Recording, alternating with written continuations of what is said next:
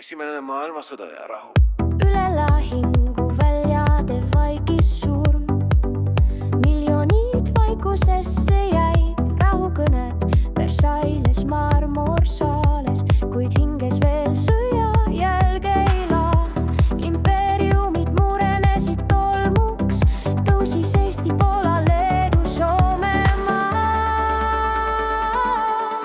Aastate tuules me laulame vaikust, rahvaste unistust, mis kivisse raiutud. Kui kõik on kaotanud, jääb veel üks loodus, et vabadus sünnib ka varmedes taas.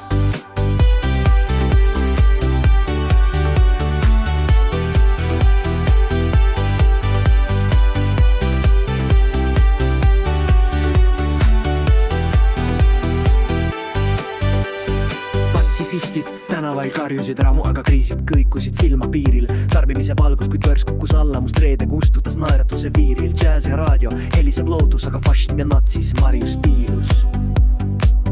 Salm teine maailmasõda. Üks allkiri pidistas peksana pimeduse pakt ja varjud langesid üle Poola maa. Tuli Blitzkrieg ja Inglismaa tõrjus tormi, Stalingradis veri vastujad voolas. Pearl Harbor ärkas raevuga öös, kuni Nagasaki vaikus öeldi, lõpp on nüüd.